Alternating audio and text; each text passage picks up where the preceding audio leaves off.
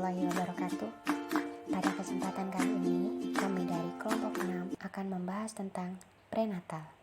Nah, apa sih prenatal itu? Jadi, masa prenatal atau masa sebelum kelahiran merupakan proses pertumbuhan dan perkembangan awal dalam kehidupan manusia. Proses pertumbuhan dan perkembangannya ini dimulai sejak terjadinya fertilisasi, yakni pertemuan antara sperma dan sel telur atau yang sering kita sebut dengan ovum, yang akan menghasilkan benih manusia atau disebut dengan zigot, yang kemudian berkembang menjadi organisme atau janin, sebagaimana calon manusia yang dikenal sebagai fetus atau bayi dalam kandungan. Pada umumnya, masa prenatal berlangsung sekitar 9 bulan atau 266 hari dan berakhir pada saat bayi dilahirkan. Variasi individual memang sering terjadi, ada yang lahir lebih awal atau sering kita sebut sebagai bayi prematur. Kemudian kita akan membahas tentang ciri-ciri masa prenatal.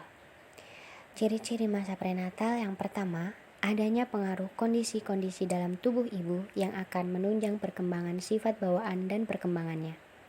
Yang kedua, periode prenatal merupakan saat di mana orang-orang yang berkepentingan membentuk sikap-sikap yang baru diciptakan. Yang ketiga, terjadinya pembaruan sifat-sifat yang diturunkan oleh kedua orang tua janin. Yang keempat, jenis kelamin individu yang baru diciptakan sudah dipastikan. Yang kelima, periode prenatal merupakan masa yang mengandung banyak bahaya baik fisik maupun psikologis. Yang keenam, perkembangan dan pertumbuhan yang normal lebih banyak terjadi selama periode prenatal dibandingkan periode-periode lain. Memasuki ke fase perkembangan prenatal. Fase perkembangan prenatal dibagi menjadi 3, yaitu fase germinal, fase embrionik, dan fase fetal.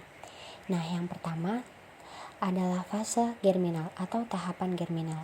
Pada tahapan germinal ini terjadi sejak pembuahan sampai 2 minggu. Zigot membelah diri dan menjadi lebih kompleks, kemudian menempel pada dinding rahim menjadi tanda awal masa kehamilan. Dalam waktu 36 jam setelah pembuahan, zigot memasuki masa pembelahan dan duplikasi sel cepat atau mitosis. 72 jam setelah pembuahan, zigot membelah diri menjadi 16 dan kemudian 32 sel, sehari kemudian menjadi 64 sel. Pembelahan ini terus berlangsung sampai satu sel pertama berkembang menjadi 800 juta atau lebih sel khusus yang membentuk tubuh manusia. Yang kedua, tahapan embrionik. Tahapan kedua masa kehamilan ini dimulai dari 2-8 minggu. Organ dan sistem tubuh utama berkembang pesat. Ini adalah masa kritis saat embrio paling rentan terhadap pengaruh destruktif dari lingkungan prenatal.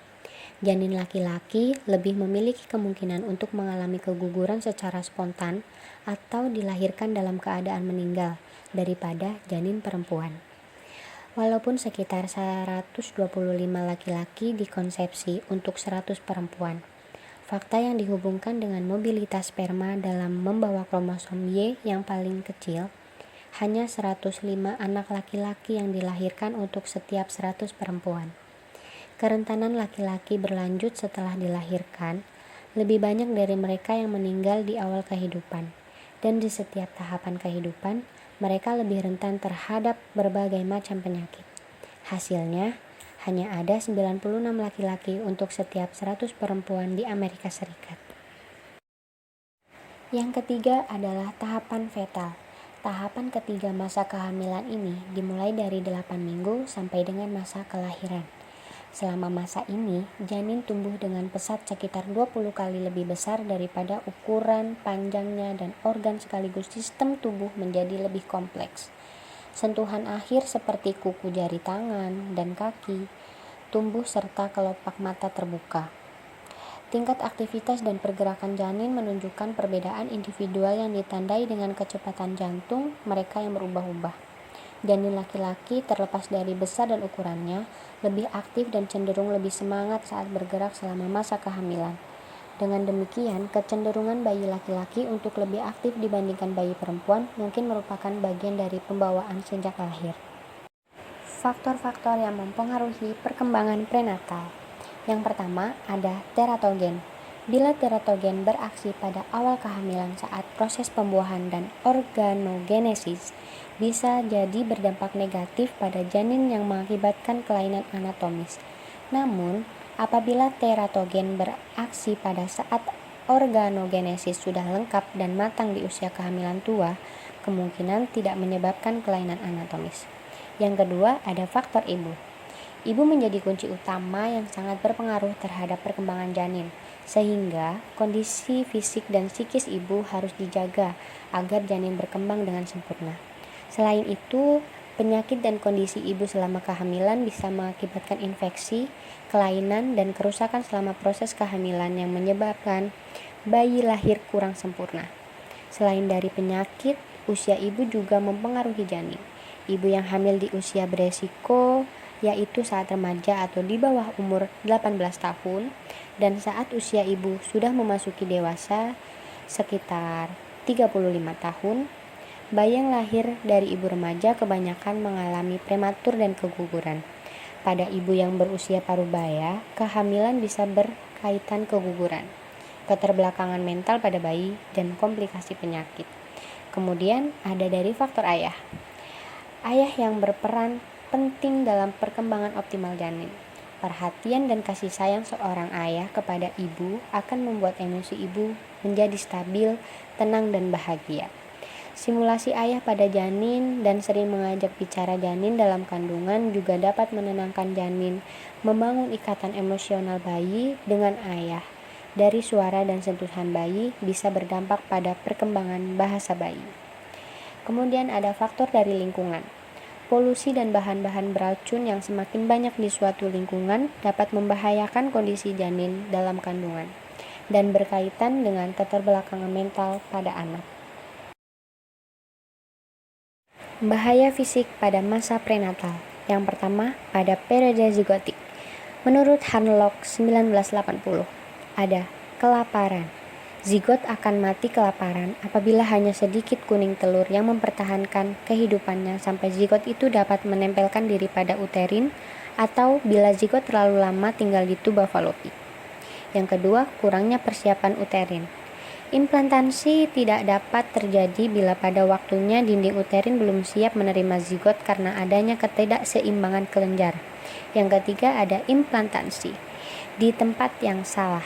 Kalau zigot menjadi terikat pada jaringan tiroid yang kecil di dalam dinding uterin atau pada dinding tuba Fallopi, zigot tidak akan mendapat makanan dan akan mati. Kemudian yang kedua ada periode embrio. Nah, pada periode embrio ini ada beberapa bahaya. Yang pertama, keguguran, jatuh, stres, kekurangan gizi, gangguan kelenjar, kekurangan vitamin, dan penyakit-penyakit bahaya seperti pneumonia dan diabetes dapat menyebabkan embrio keluar dari tempatnya di dinding uterin yang mengakibatkan keguguran. Keguguran yang disebabkan karena kondisi yang kurang baik pada masa prenatal cenderung terjadi antara minggu ke-10 dan ke-11 setelah pembuahan. Yang kedua ada ketidakteraturan perkembangan. Malturasi ibu, kekurangan vitamin dan kelenjar, penggunaan obat-obat, alkohol, dan tembakau yang berlebihan, dan penyakit seperti diabetes dan cacar Jerman mengganggu perkembangan yang normal, khususnya otak embrio. Kebutuhan di klinik atau komunitas. Yang pertama ada pemeriksaan prenatal pada ibu hamil dengan kecemasan. Nickel menyebutkan bahwa untuk mengurangi kecemasan dapat dilakukan dengan support self-help. Terdapat 2 contoh support self-help, yaitu senam hamil dan prenatal yoga. Yoga bagi kehamilan memfokuskan perhatian pada ritme nafas, mengutamakan keamanan dan kenyamanan dalam berlatih, sehingga memberikan banyak manfaat. Yang kedua ada pemeriksaan prenatal pada ibu hamil dengan HIV.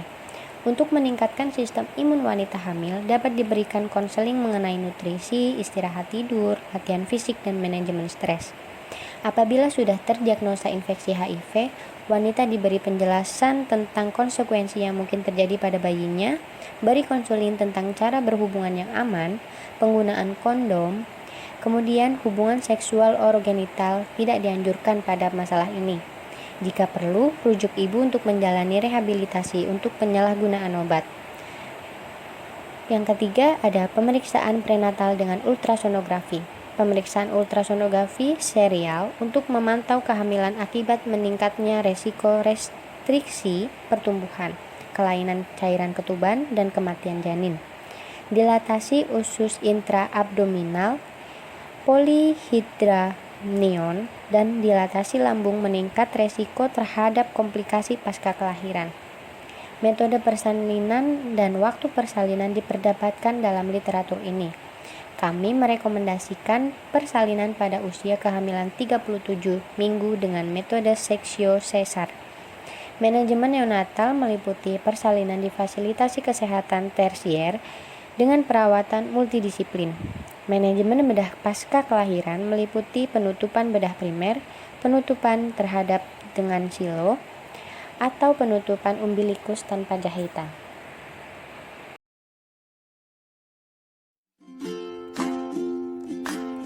Ya baik teman-teman, jadi kita sudah menyimak materi terkait prenatal ya. Jadi udah tahu dong apa itu prenatal. Ya, yang dapat saya simpulkan pada kali ini yaitu prenatal itu proses pertumbuhan dan perkembangan awal kehidupan manusia yang dimulai sejak terjadinya fertilisasi. Lalu fase perkembangan prenatal yang terdiri dari fase germinal, fase embrionik, dan fase fetal. Lalu ada juga faktor yang mempengaruhi prenatal yaitu seperti teratogen, faktor ibu, faktor ayah, dan lingkungan. Lalu ada juga bahaya fisik pada prenatal.